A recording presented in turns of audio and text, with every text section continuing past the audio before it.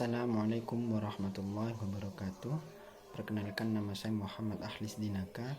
Nomor induk mahasiswa 2041050101013, Prodi Perbankan Syariah 4, Angkatan 2020. Di sini saya akan menanggapi video dari Bapak Abdul Wadud Nafis LC MPI yang berjudul Uang dan Fungsinya.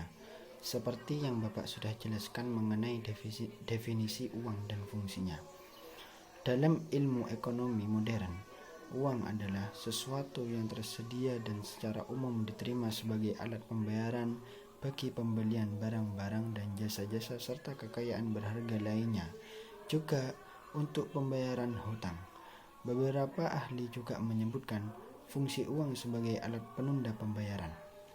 Kesimpulannya dari uang adalah suatu benda yang diterima secara umum oleh masyarakat untuk mengukur nilai, menukar, dan melakukan pembayaran atas pembelian barang dan jasa, serta pada waktu yang bersamaan bertindak sebagai alat penimbun kekayaan.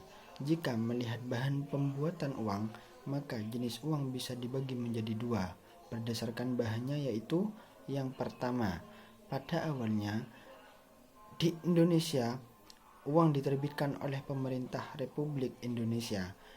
Akan tetapi sejak dikeluarkan Undang-Undang Nomor 13 Tahun 1968 Pasal 26 Ayat 1, hak pemerintah untuk mencetak uang dicabut.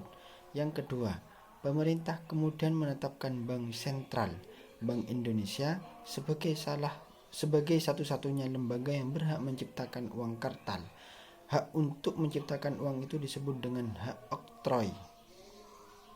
Selanjutnya, fungsi uang adalah fungsi sebagai perantara untuk pertukaran barang dengan barang, juga untuk menghindarkan perdagangan dengan cara barter.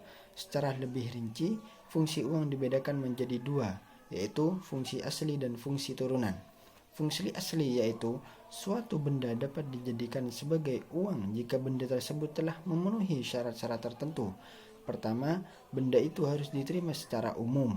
Agar dapat diakui sebagai alat tukar umum, suatu benda harus memiliki nilai tinggi atau setidaknya dijamin keberadaannya oleh pemerintah.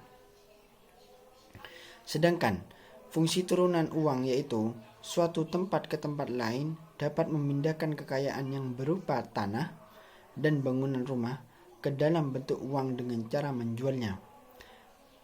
Di tempat baru, dia dapat membeli rumah yang baru dengan menggunakan uang hasil penjualan rumah yang lama.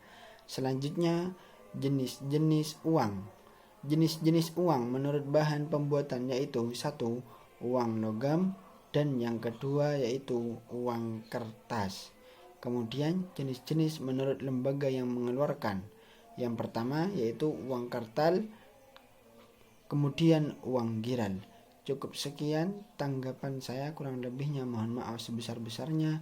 Wa akhiran aqulu lakum syukran katsiran ala husni ihtimam minkum ya. Assalamualaikum warahmatullahi wabarakatuh.